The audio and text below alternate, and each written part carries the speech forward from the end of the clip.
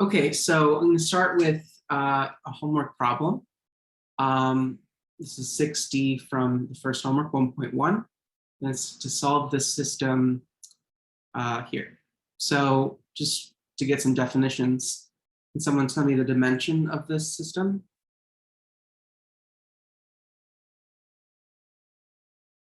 Yeah, 3 by 3. 3 variables and 3 equations. And then can someone read for me the row by row, the augmented matrix? So what would be in our first row? Yeah, 1, 2, -1, and 1. And what would the next one be? 2, -1, 1, and 3. And the last one?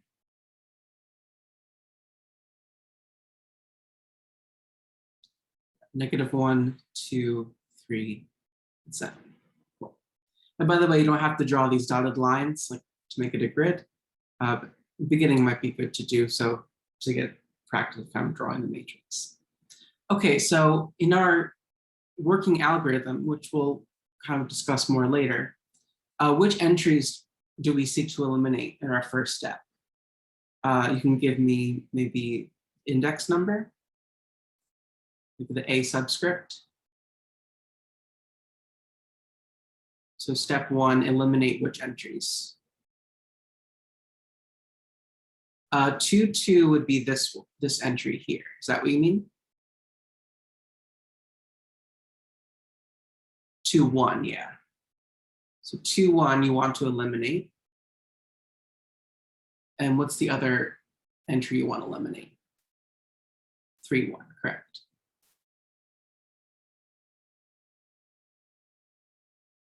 So this is our elimination method. Okay, so what row operation eliminates? Let's start with A21.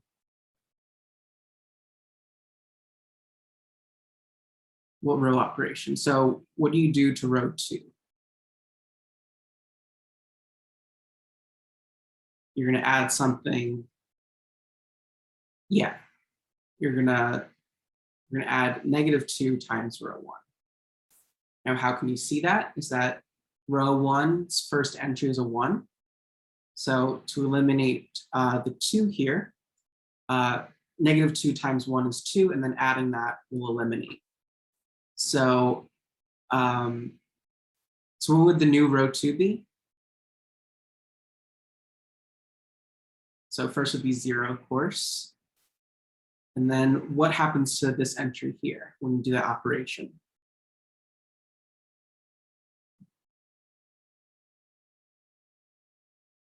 So it'd be -1 minus 2 times 2, right? -1, and then -2 times this entry here. So what is that? -5. And then what's the next entry? What's the new entry here?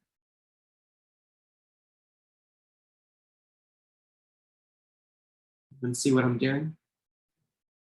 It's -1, so be 1 minus -2 times, or sorry, 1 plus -2 times the entry above it, which is -1. So actually should be 3, right? That makes sense why it's, oh, sorry, it's -1.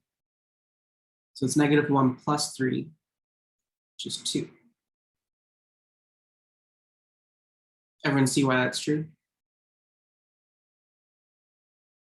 Oh, sorry, no.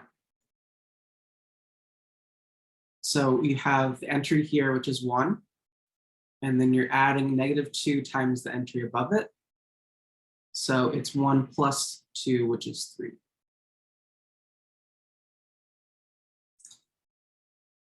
Does that make sense? Cool. And then what's the last entry?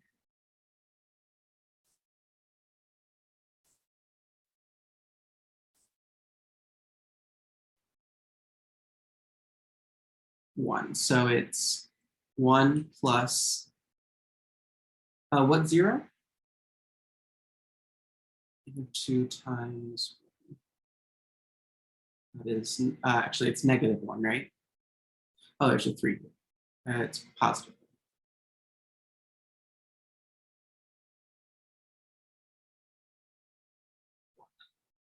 Oh, so this 0 comes from this, well, it should be 0 because that's what you're seeking to eliminate, right?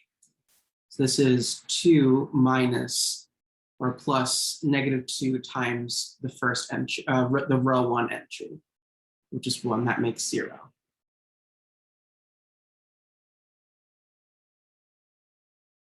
Does that make sense?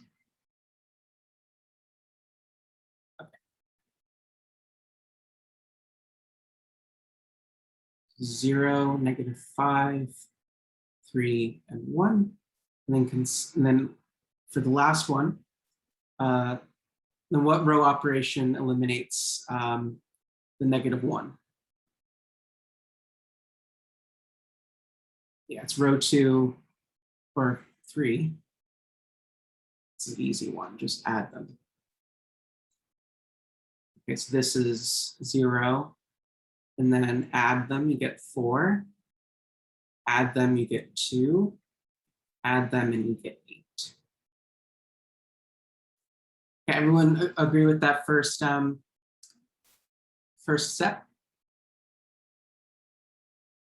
Cool. Okay, so now what would our next step be? So based on what we've been doing, what would your next step be? It might deal with fractions.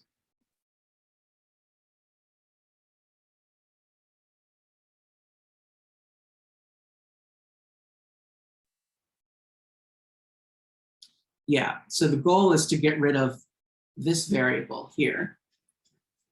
And since we've already used the first row, we're going to use the second or third row. So I could get rid of this 4 using the second row. And what would the operation be to get rid of the 4? And this one's kind of the harder one to see, but we came up with a formula.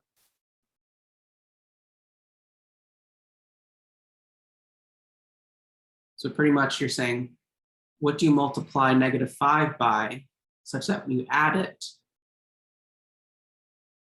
it makes +4 equal to 0. So not times 4, right? That would be -20.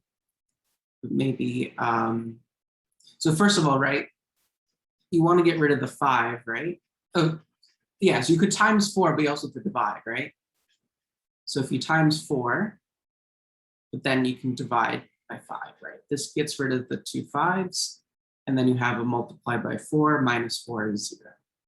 Yeah, so it's 4/5. And that is valid. That gets rid of the 4. Let me show you a different way to approach this using some column operations, which we haven't really talked about. Okay, so notice that in the third row, there's something interesting happening. How could you maybe simplify the third row? What operation could you do? So what is the operation that we do on rows themselves or equations? So look at the numbers in the third row. Yeah, divide by 2. Divide by 2, yeah. We have a common multiple or GCD of 2 here. So what you could do is do row 3 and then divide all the entries by 2, right? Sorry, this is, we do this, right? It just is kind of a normal algebra thing we can do. So what happens, we get 1, 2, -1, 1, 0, -5, 3, 1, and then 0, 2, 1, and 4.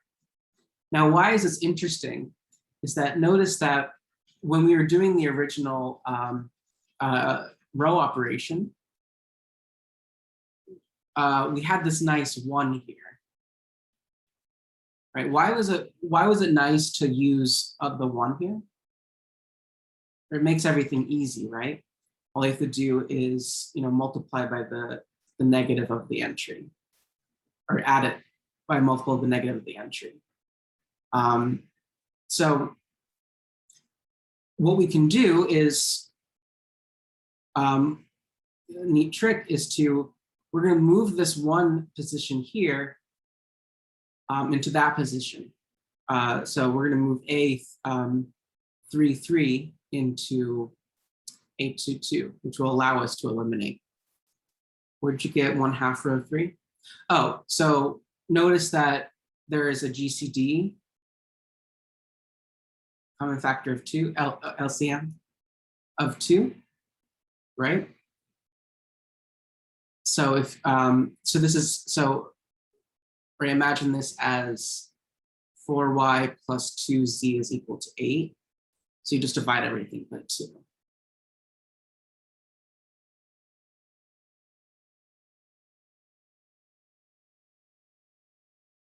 Oh, what all these entries mean? Is that what you're saying, Darnell? Yeah, for the table, because I know that there was a question similar to this on the homework for 1.1. Like when it comes to the table, I understand the first table, but when it comes to like the other numbers, I'm not sure how to do it. I was having troubles trying to figure out how to set up the table. Oh, just so for this first one here? Yeah. Okay, yeah, sure. That's good review. So what are the entries here? Yeah, so let's do a little review for that. So so the columns and rows have some meaning. The columns are the coefficients of the variables / constant. So coefficients of the x variable, of the y variable, of the z variable, and of the constant. So coefficients just mean like the number in front. Okay. And what do the rows represent? This is the first equation, the second equation, and the third equation. So that's first equation, second equation, third equation. Okay, so for like for that row, for the first, second, and third, you just take the x, which is 1, the 2x, which is just 2, and then the negative x would be -1. Or, oh, for the first column or row? For the first column with the 1, 2, and -1. Yes. Oh, they both have 1, 2, -1. Yeah, the first column is 1x, 2x, and -1x. 1, 2, -1. Okay. And for the second row, so second column. So 2y, -1y, and then 2y. Okay. And same thing, -1z, 1z, 3z, and then 1, 3, 7 up here. Okay. Yeah, and then these row operations that we're doing mirrors the equation operations we did when viewing them as systems like this. So all you're doing when you're doing these operations is, right, so it's first one, row 2 plus -2, row 1. You take the first entry and then add it to -2 times this entry. And that's how we get the 0 here. Oh, so it's 2 times -1? Yeah, so how do you get this entry? It's, you take this entry 2, and then you add -2 times this entry 1. And why do we choose -2? Because we want to make it 0. That was the whole goal. Okay, and then the 2's, they cancel out each other. Okay. Yeah. Okay. So notice for the, sorry, it's getting all messy. So how do you get this 0? You do a different operation. You don't do the same one, but this one is easier. You just take you just add the two together, right? Mhm. That's how you get the 0 here. So what the operation you do to get rid of the 0, you do to every other entry in that row. Similarly to how do you get these other entries? You just do the same operation to every entry in those respective rows. So forget -5, you would do 2 + 2 + -1, and then that's how you get to -5. Yeah, sorry. So it's, you take the entry in the position that you want to change, so -1, and then you add it, and then you like plug in into this formula, -2 times whatever entry is in row 1, which is 2. So that's how you got -5. Okay. Okay. Yeah, as we do more, it'll probably make more sense. But so I like to read I would read the formula here. Mhm. So the R just represents the row you're looking at, and you're going column by column. So how do you change the entry in row 2? You take the entry that's in row 2 and add -2 times whatever the entry in row 1 is. That's how you read this. Okay. Okay. Thank you, Professor. Yeah, sure. And we're doing more in that of that. So yeah, so when we do the next step, or after doing a couple manipulations here, you'll see how to do it. Okay, so so we've come after doing this first step, we've simplified it to this matrix here. So notice that to get rid of this 4 here, we have to do this complicated fraction to get rid of the 4. However, here's a trick, is that we can do something called a column operation. So all the operations that we've been doing on rows, you can actually do it on columns as well, but it's not as obvious as doing it with rows. But except for one type of operation, is swapping columns. We'll talk more about column operations later, but this one is, I think, a valid one. So what does swapping columns mean in terms of a linear system? Yeah, you tell me that. If you swap these two columns, what are you doing in the system of equations? So read this as a system of equations like up here, how that looks. What are you essentially doing in that system when you swap columns? Like imagine them as like x plus 2y minus z is equal to 1. Yeah, is that a valid thing to do? It's still the same equation, right? Yeah. So all you're doing is rearranging variables.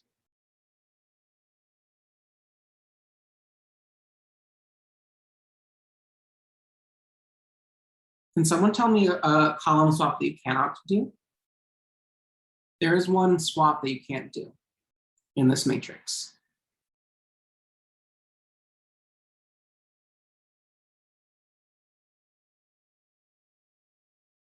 Let me ask you, can you do this? Can you swap these two columns? No. Why not?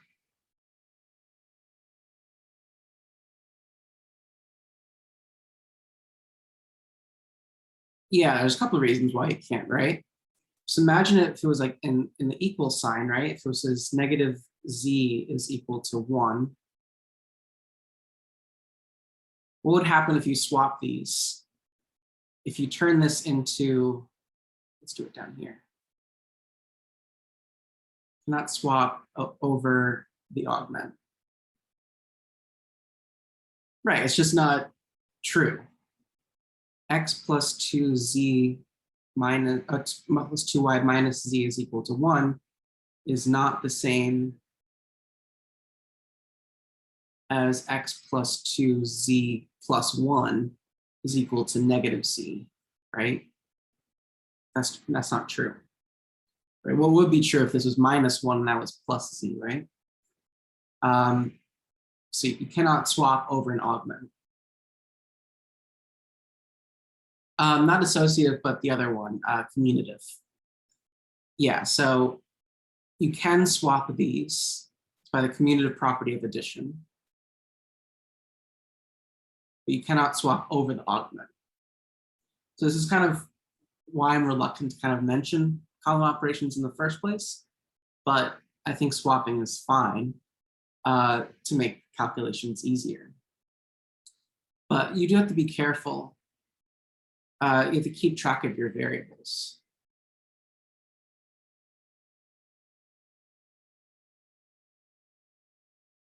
If you ever swap a column, right? And let's do the swap. Yes, so I'm swapping the whole entire column. So I'm going to take this whole column and this whole column and swap them. So let's see what that looks like. So it's 1, 0, 0. Not 2, because I'm swapping. -1, 3, 1, 2, -5, 2, and then 1, 1, 4. So the whole thing gets swapped. But now you have to be careful is that this is now the X, this has always been the X column, but now this is the Z column and this is the Y column. So when we find our solution, we have to swap them back, right? Because like if our solution is 1, 2, 3,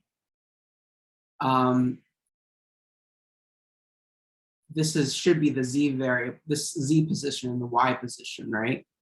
So we'll get to that at the end, but just remember your variables are swapping if you ever do a column swap.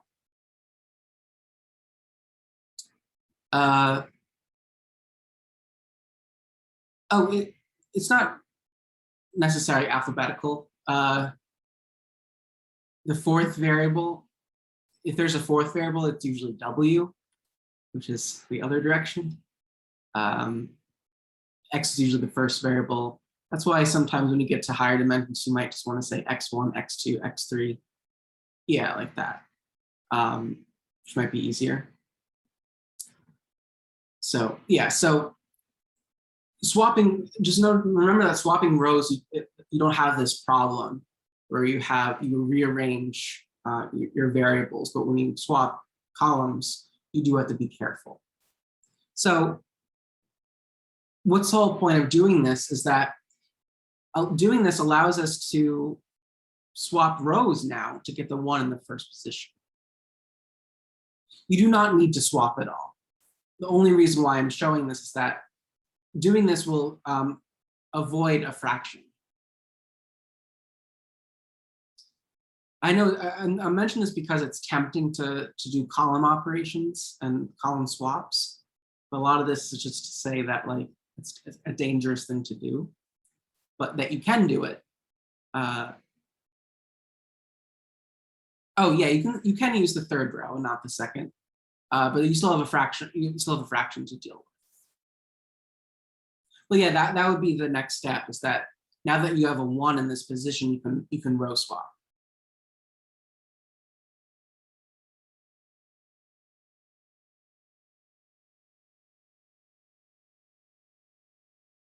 And now it's easier to calculate.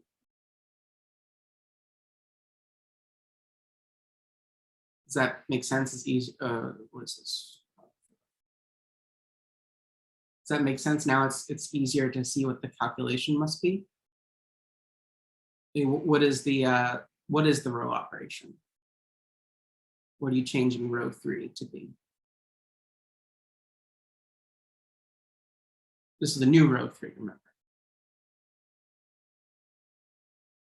Yeah, -3 row 2. Okay, and then what is that entry? Yeah, so let's write it out carefully.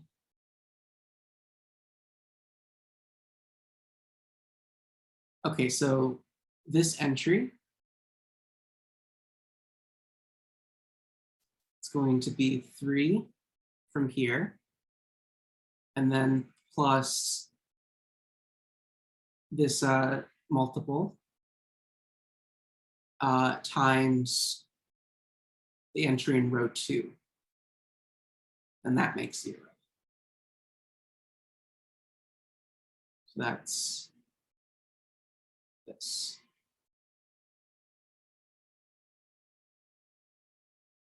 Okay, how do you get this entry? Can someone give me the numbers?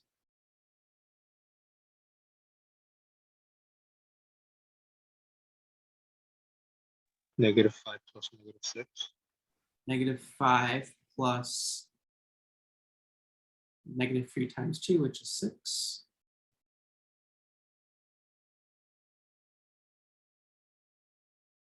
-11.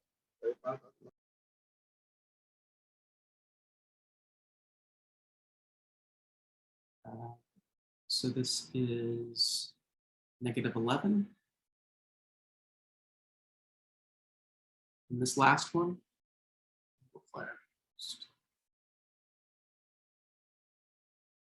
what would the numbers be?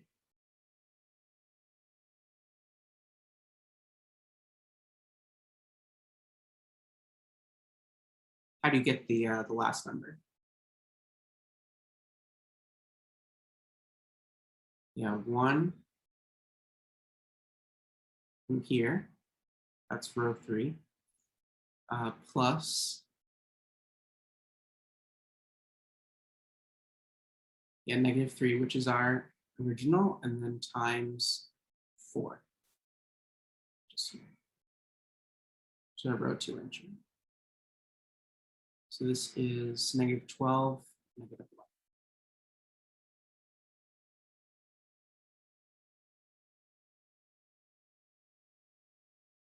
Regarding the augmented matrix, can we just use substitution? Oh, yeah, I mean, at any point, well, yes, and yes and no. I mean, I would like to kind of go away from substitution and more towards elimination, primarily for the reason that when things get to higher dimensions, it's going to be a lot hard to go right to substitution. So the whole point is, at this point, when we're here, now we can substitute. Because this is a nice form, because it's very easy to substitute now. Okay, just first of all, does everyone agree with my computation? It's -11, I think so. So now what's the last step we can do to make row 3 even nicer? Divide by -11. Yeah. Row 3, and then 1 over -11, row 3. 1, -1, 2, 1, 0, 1, 2, 4. And I'm dividing every entry by -11. Just 1. Can't ignore it now because it's not 0, 0, 0, 0, 0. And I can't make it 0, 0, 0, 0, 0. Yeah, but now, so now what we can do is actually do substitution. So I'm going to write this on a new page so we can have more room.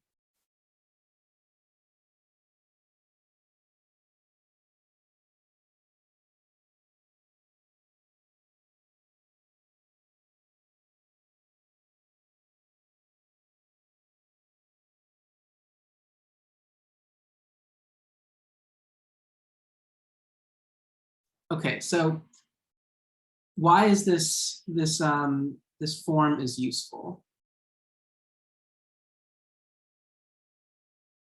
Matrix is nice.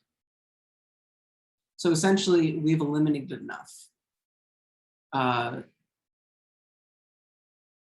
We've done all necessary elimination.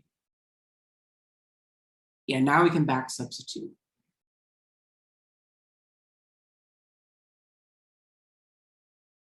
But good, remember that since we swapped the columns, we need to make sure that this is X, this is Z, and this is Y. So our first substitution is actually Y is equal to 1.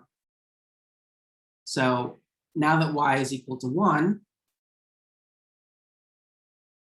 this is from equation 3, we can use that to see that in Z plus Y is equal to 4, equation 2, by substituting Y is equal to 1, we get Z plus 1 is equal to 4. And we have Z is equal to 3. Everyone see that step? This third row reads out Y is equal to 1. The second row reads out Z plus Y is equal to 4. This is converting it back into as an equation. So you're solving for Z and you get 3.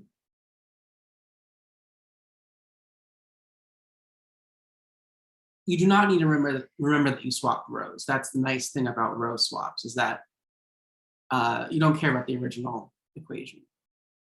Oh, I'm sorry, yes, 2Y. So it's actually 2 times 1, thank you. So this is actually 2. And then the last one, so let's move. The first row is X minus Y plus 2Z is equal to 1. So we're plugging in Y is equal to 1. And we're plugging in Z is equal to 2.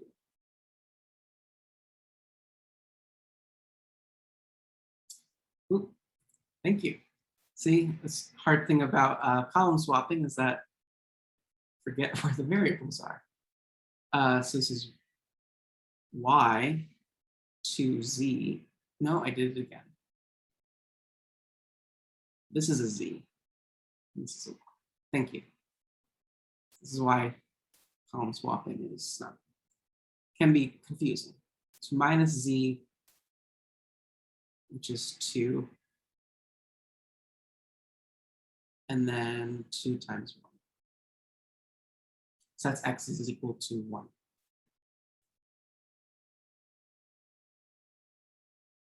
Okay. Everyone see that? And thank you for catching my mistake. So this is why you have to be careful with column swapping. It's still valid. I don't want you to not believe it's, I don't want you to believe it's like a not valid thing to do. It is valid, but you kind of run into these problems. So what is the solution to this system? It is 1, 1, 2. Okay. You want to see that? For the solution, do we not have to mention which variable goes with which value? Can you say that one more time? It was a little choppy. For the solution, do we not have to specify the variables? Oh, that's the only point in the solution. That's a single set, single point set. We'll hopefully, maybe not today, but we'll get to ones where we do the, yes, well, I mean, this is the X, Y, and Z, but we'll get to solutions where if you have an infinite number of solutions, you do need to kind of signify some variables, but there's only one point in the solution here. Okay, let's move on. So let's get some definitions out of the way, and then we'll do more examples.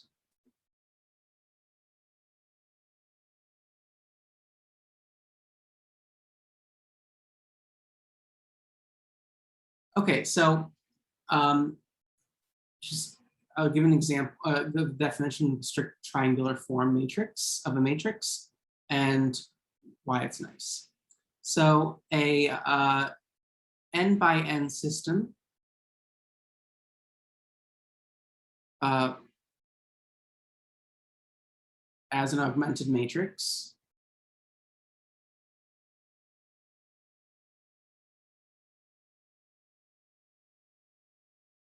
is in a strict triangular form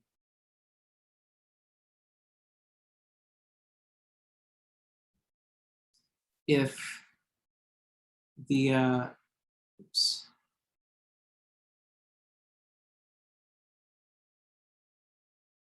if the kth row has k minus 1 leading zeros,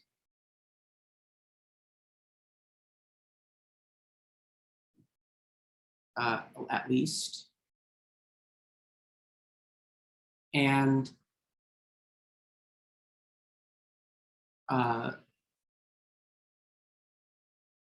large rows bigger or further down have more zeros.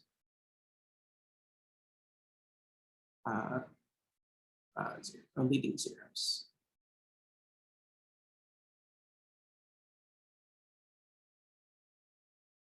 Not much to this, but it's just to say that if you have, this would be something in triangular form.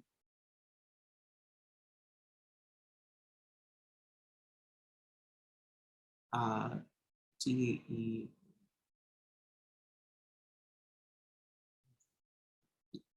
So the first row, plugging k equals 1, it has k 1 minus 1 leading zeros, has no zeros. The second row has 2 minus 1 leading zero, so it has 1 leading zero. And the third row has 3 minus 1 leading zeros, it has 2 zeros. So why is it called strict triangular form? This makes a triangle. So why, can someone tell me why a matrix in this form is preferable when you're solving systems? Why is this nice? What's the next step you can do? Yeah. Back substitute.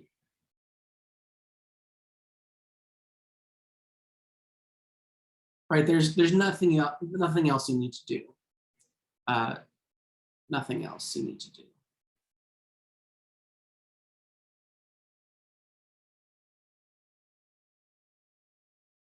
Eliminate, let's say.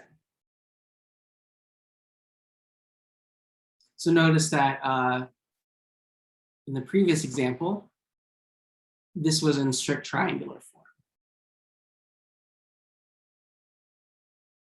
Because all these entries were 0. And this was the kind of the terminus of our solution, because we could just back substitute. And this is why I don't want to substitute maybe at this point. That was a suggestion. Can we substitute from here? Well, later we're going to kind of discuss what's kind of important about things in triangular form. So not only is it just nice to see a solution right away, but it has other uses. So putting things in triangular form, even though it might be easy to solve at this point, maybe you can solve at this point, there will be a reason why we want to put things in triangular form. So this is the strict triangular form of the matrix. Specifically square n by n systems. So that means same number of variables and same number of equations. Okay, so now let's talk about another definition, very similar to the triangular form. It's called the row echelon form.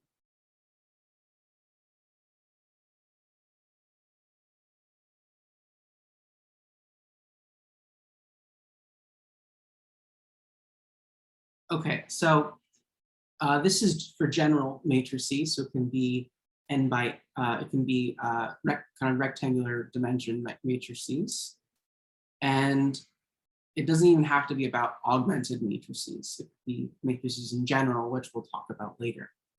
But here's the definition of a matrix in row echelon form. So a matrix is in row echelon form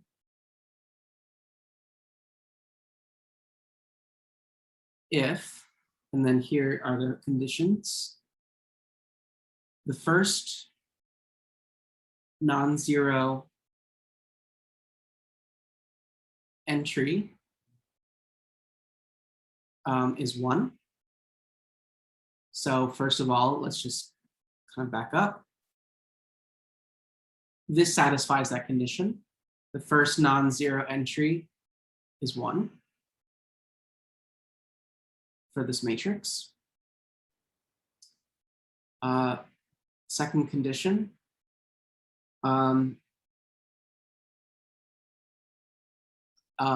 all rows full of zeros are on the bottom.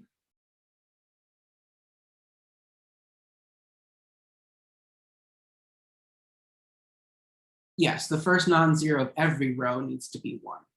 So there could be zeros ahead of it, but all other zeros need to be 1. Or all other, the first entry needs to be 1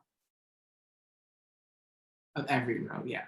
So there's an easy way to make that true, right? We'll talk about that. And there are more leading zeros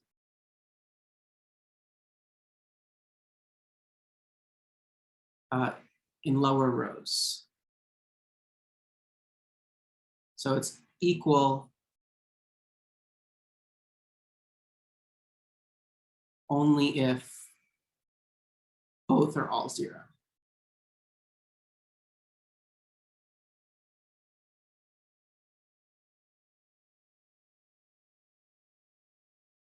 So as you go down the rows, there must be more and more zeros. And the only time where that's not true is if they're equal and they both are fully zeroed. So that's kind of what we've done, right? This matrix down here, let's say this one, this is in row echelon form. The leading entries in each row are non-zero. There are more zeros as you go down. And there are no fully zeroed rows, so who cares about that one? Is this one up here in row echelon form? The first one on the screen? Is that one in row echelon form? No, why not? The -11 word. Right. So is there an easy way to put something in row echelon form if it's already triangular?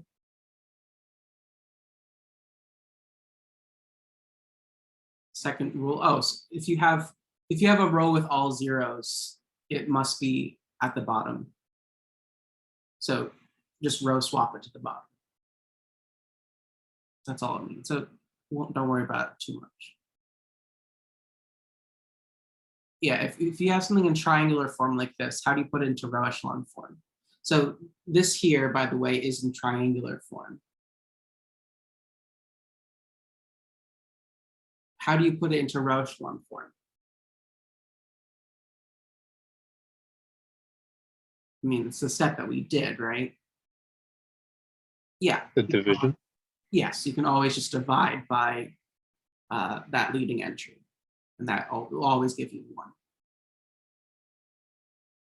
Okay, so what's so nice about the row echelon form?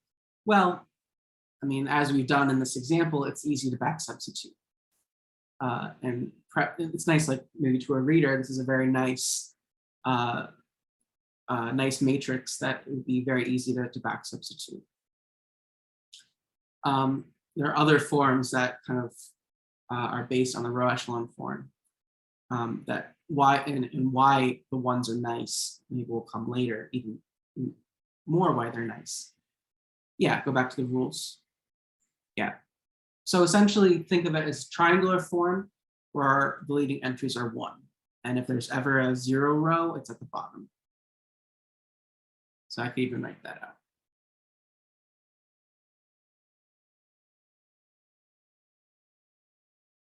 So I'm putting in quotes because this is also true for square matrices, not square matrices. Triangular form where the leadings coefficients are 1. And 0 rows are in the bottom. Sorry, a little laggy. 0 rows are on the bottom.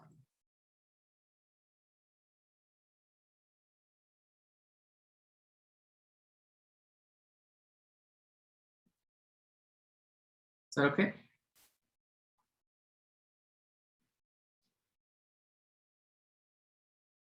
Okay, so last time, yeah, that's essentially, we make it row echelon when we do, oh, sorry, that's a messed up and. Yeah, we always make it row echelon when we substitute, but yeah, sorry, my handwriting and it's lagging, it's not good. It's equal only if, so the number of leading zeros are equal only if there's 0 rows. So in other words, you can have this. That's valid. That's what I mean by equal. Yeah, they should be kind of live updating, or maybe needs to kind of update the notes.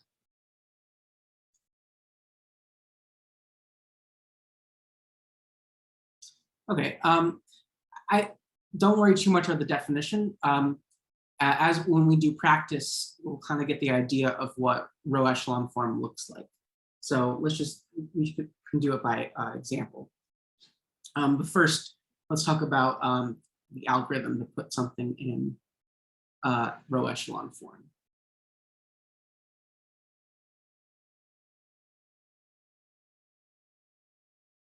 So this has a name, it's Gaussian elimination.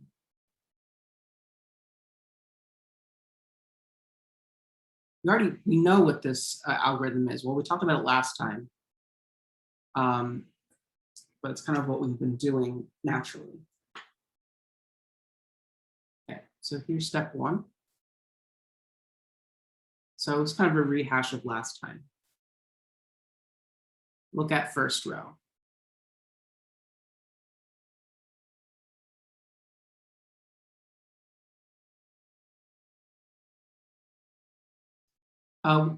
What do you want to look at? So when you're starting elimination,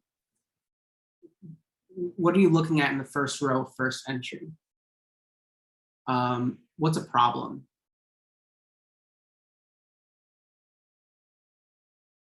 Sure, if it's not a 1. Yeah, the big one is if it's a 0. What do you do if it's a 0? Yeah, then swap rows. Then swap with another row.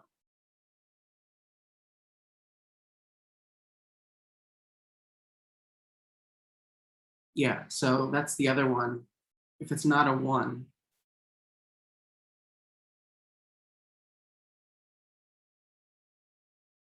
what do you want to do if it's not a 1? Well, you can do it if it's not a 1, but what might you want to do?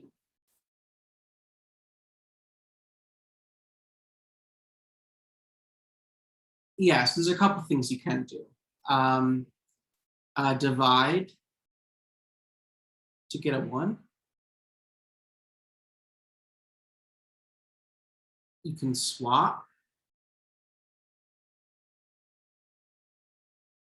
with a row that is 1.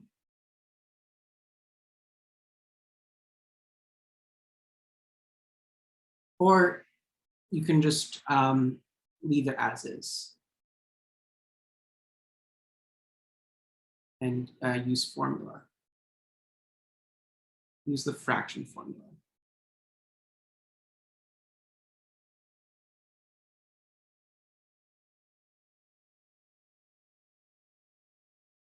Okay, so let's talk about that. Step 2. Okay, so we're eliminating all entries below.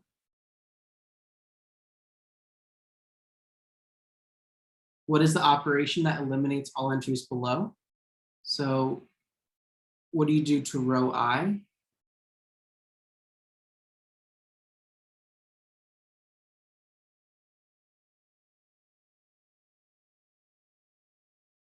So for example, if this is a I comma 1 and this is a 1 1,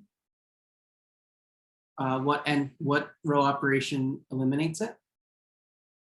What row operations eliminates row I? This entry AI1?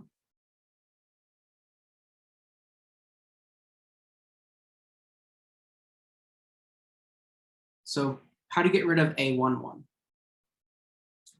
I don't want that to appear in my sum. How do you get rid of A11?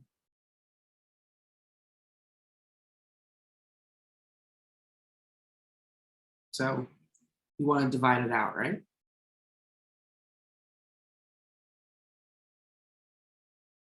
Right, by doing this, when you multiply row 1 by 1 over A11, this would cancel out. And then what you would want to do is to get rid of AI1,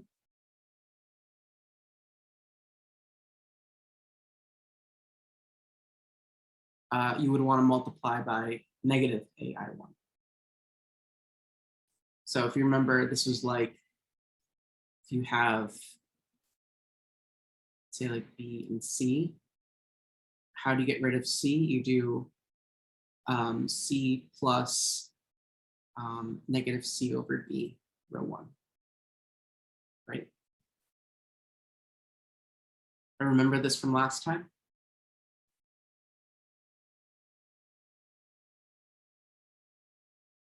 Because the goal is to make it equal to 0. So this is kind of a complicated little formula here, right? In heart, it's basic algebra, right? But this is why 1s are nice, because all you have to do is subtract rows when the entry is 1. So note, if A11 is equal to 1, then operation is really nice. Yeah, you have a question? Yeah, hi. I was just wondering, like, this is all being recorded and right, and will be posted later. Yeah. Okay, yeah, I have to leave a little bit early today, if that's okay. Sure, yeah, and the notes All will right. also be available too. Yes, I see that. Thank you so much. Sure. All right. Okay, yeah, so this is why 1s are very nice, is that if your leading entry is 1 in the first position, the row operation is very easy. Okay, so you're doing this to all entries below it. So maybe step 2.5, your matrix will look like this.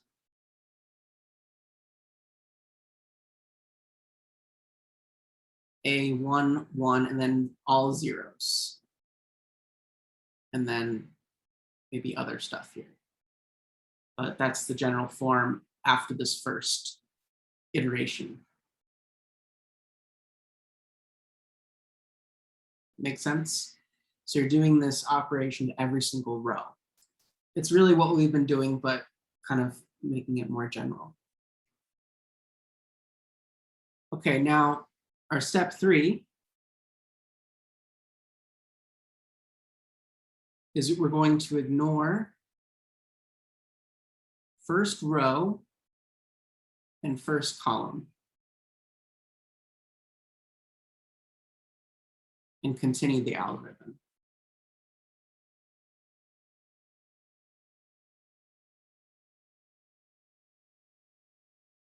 Okay, so what do I mean by this? So, okay, so we have this step. We have maybe 1, 2, 1, 3, blah, blah, blah. And then we have this new, so after doing these operations, then we have like, this is A2, 2. These are changed from the original, right?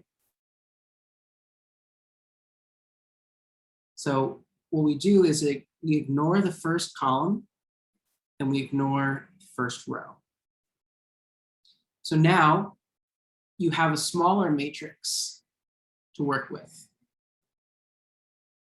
and continue the algorithm by looking at the first entry and then deleting downward again. Does that make sense? And can you see kind of how we've been doing that through our examples?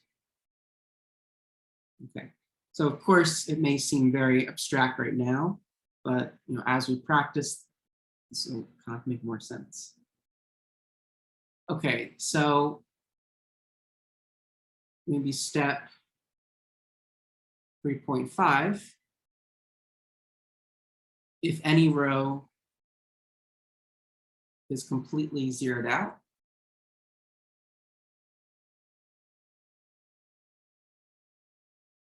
move it to the bottom.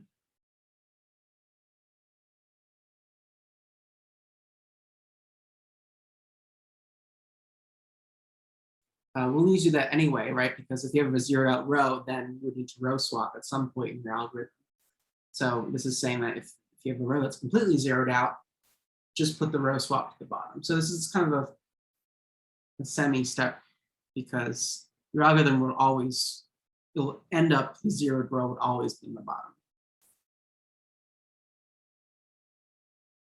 The step 4, to put into row echelon form, divide by leading entry. So once finished with elimination,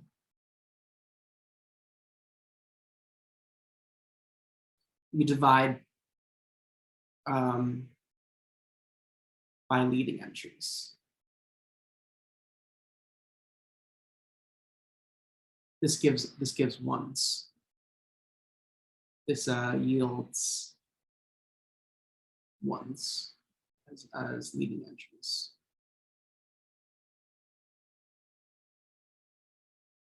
So this is how you get the row echelon. So up until this point here, this is what we've been doing. Step 4 is just this one extra step of dividing by the leading entry. Okay, I know that's very abstract, but best way to do it is just by practicing. So let's do maybe an example or two before we end. So last time we ended with, I gave you a 4x4 system to work on. Hopefully you worked on it. We'll do it now. And we'll use these algorithms. Step 4 is just divide by leading entries. And this makes all the leading entries 1.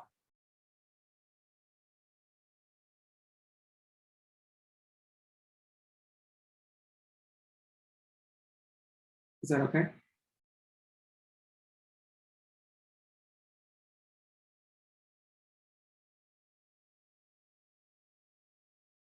So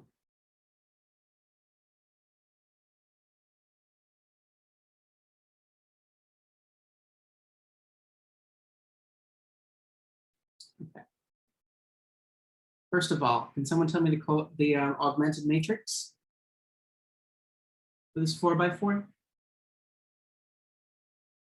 Someone read out the first row to me.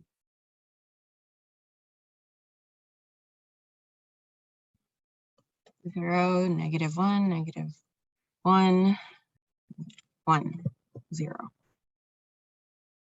think you're missing an entry though, right? What's the first entry? I said 0 at the beginning. 0. Yes, yes, thanks. So now what's the second row? 1, 1, -1, 1, and then 1. Third? 2, 4, -6, 8, and 2. 2, 4, -6, 8, and 2. And then last one.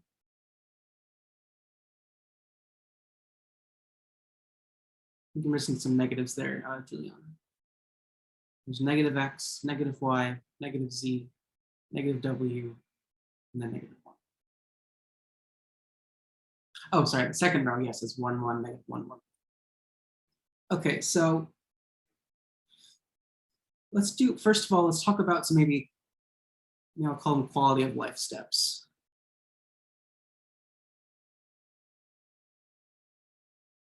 So can someone see maybe 2 operations that you can do to make this a little bit easier to look at? I like to think of do you remember what the type 2 operations were? Yeah, it was dividing rows.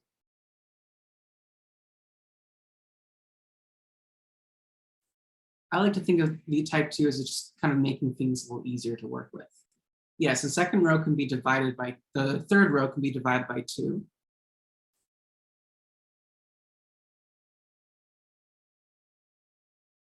And yeah, so I would want to swap row 1 for row 2. That'd be the first step on our algorithm. And then what's another row that can be made nicer? I gave it away. What can you do to row 4 to make it nicer?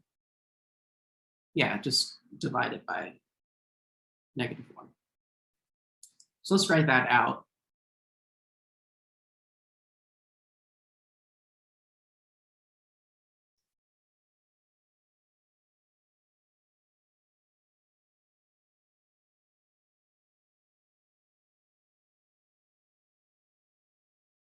Okay, yeah, so now someone suggested we row swap, right? Why do we want to row swap?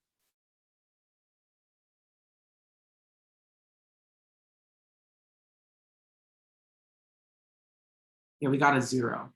So which row do you want to swap it with? Really, anyone is fine, right? Someone give me a row to swap with. 2. Third? Third was first, so let's do third.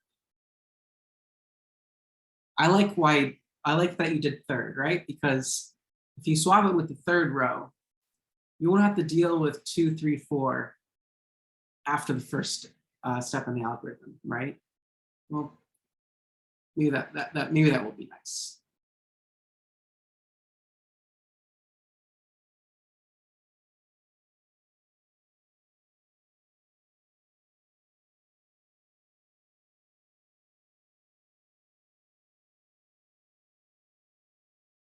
Okay.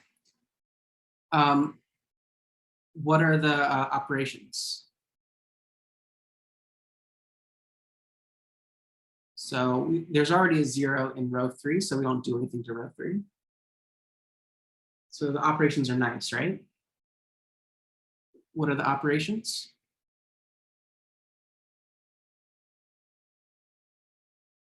So again, this is why leading ones are nice.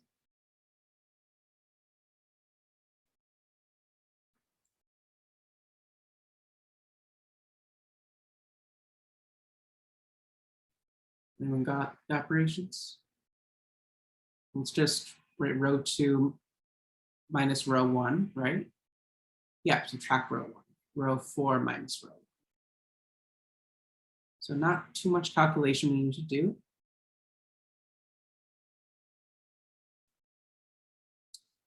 Okay, so we have 0, and 1 minus 2 is -1. -1 minus 3 is -1 plus 3 is 2. -4, -3, 0. You're not doing anything to this row. And 0 minus, so 1 minus 2 is -1. 1 minus -3 is +3, which is 4. 1 minus 4, -3, and 0. Okay, everyone agree with that first step?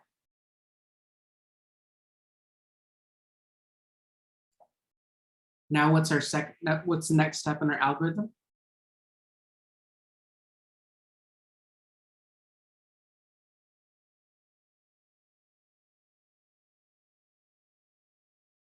Yeah, so we are kind of converting the system into a smaller matrix, ignore.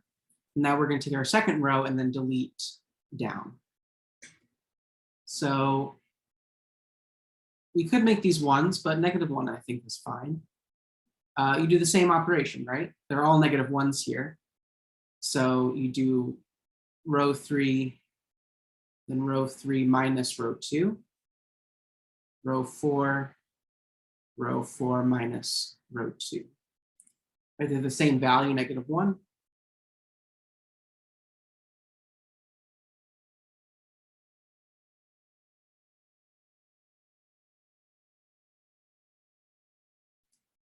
Okay, so you subtract. So obviously this should be 0. So -1 minus 2 is -3. 1 minus -3 is +3, which is 4. And then 4 minus 2 is 2. -3 minus -3, 0, and 0. Okay, what's our next step?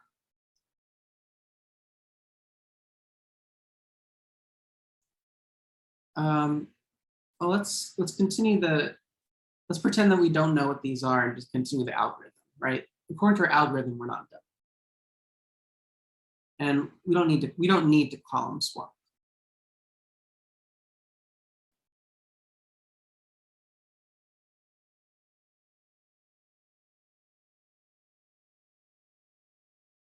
I mean, I guess technically we could. But yeah, it's be 2/3. But here's something we can do is take 1/2 row 4 and then swap. Or you can do 2/3. Either way is fine.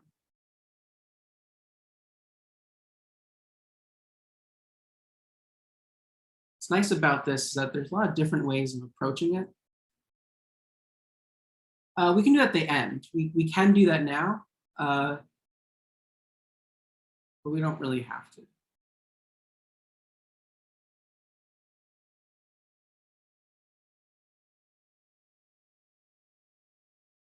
So that could come later. So this last step would be row 4 and then row 4 plus 3 row 3.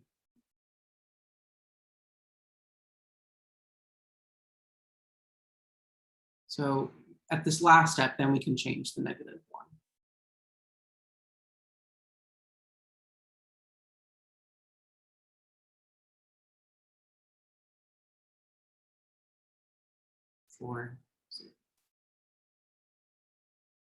Okay, so yes, now this is not in row echelon form.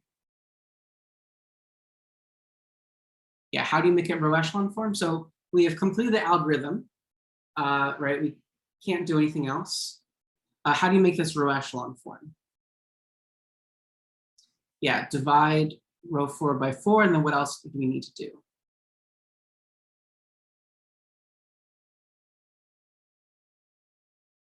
And divide by -1.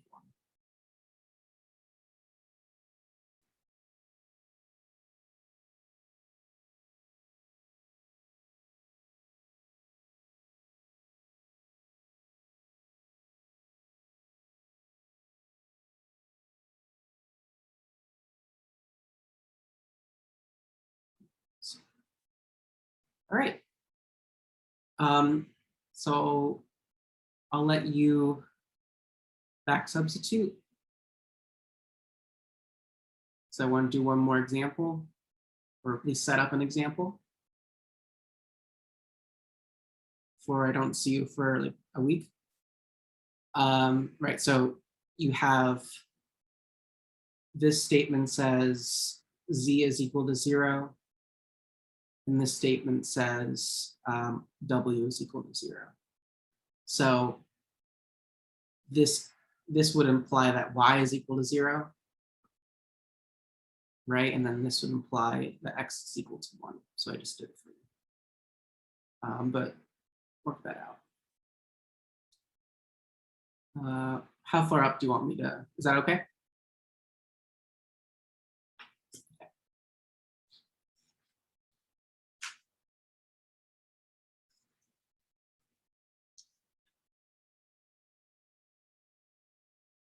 All right.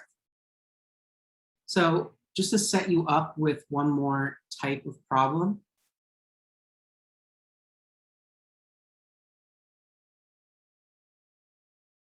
At least let's put it into row echelon form. And then the solution might be kind of weird, but I want to at least show you the solution, and then we'll maybe explain more about it next time. Okay, so this is a very weird problem. We have this something, we have 4 variables, but there's only two solutions that or there's 2 things that we're talking about. We're finding a solution. So first of all, can someone tell me the dimension of the system?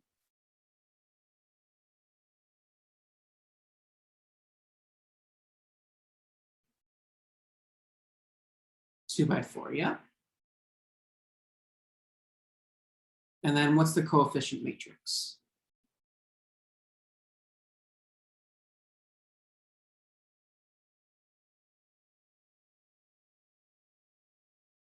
Oh, yeah, 1, 1, 1, 1, 1, 1, 1, 1, 1, 1, and then 0, 0, 0, 2, 1. Okay, so is this in row echelon form? No. What can you do to make it into row echelon form? Divide by 2, yeah. So row 2 and then 1/2 row 2.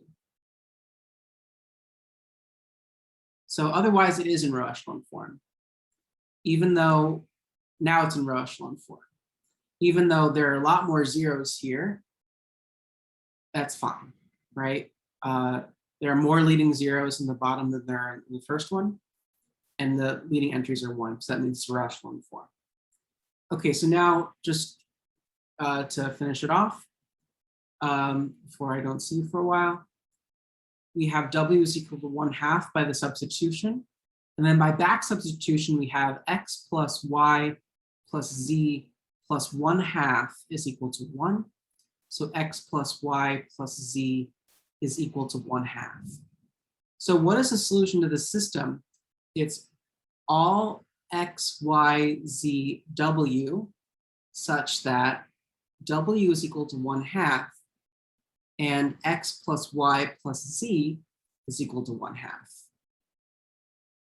So let me say what the solution is, and then we're out of time, but notice that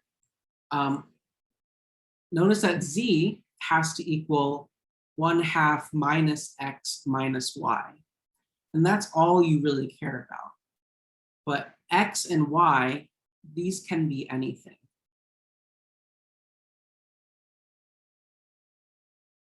That's very important. So for example, here's a solution. It's all triples that sum up to 1/2. So 0 plus 1/4 plus 1/4 equals 1/2. That's okay. So that's a solution. 0, 1/4, 1/4, and then w is equal to 1/2. So the solution is a lot of things, right? There's a lot of combinations that can give you 1/2. So it's anything in the x position, anything in the y position, as long as the z position is always going to be 1/2 minus x minus y. and the W needs to be 1/2.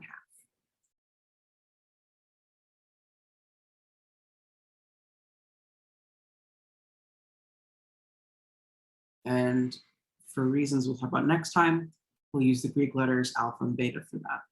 So these will be called free variables. So I'll leave that for you for next time, but think about that for a bit. So it's like you plug in a YZ, it could be anything you want, but oh, like XYZW. W is just conventionally like the fourth variable. But why do we solve for Z? Just because I like putting alpha and beta in the first positions. But think about that for a bit. So it's oh yeah, I solved for Z.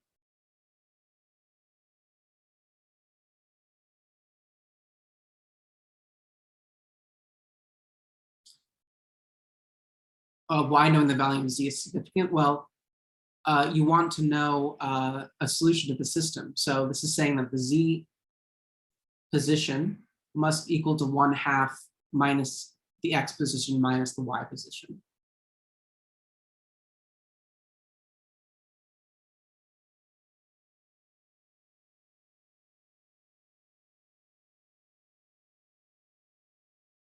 Yeah, that's the idea. Like X and Y can't be solved for. So the idea is that that can be anything. So, I mean, and you can solve for X or solve for Y and do the same thing, but there's a lot of different ways to kind of express this solution. Oh yeah, so let me stop recording.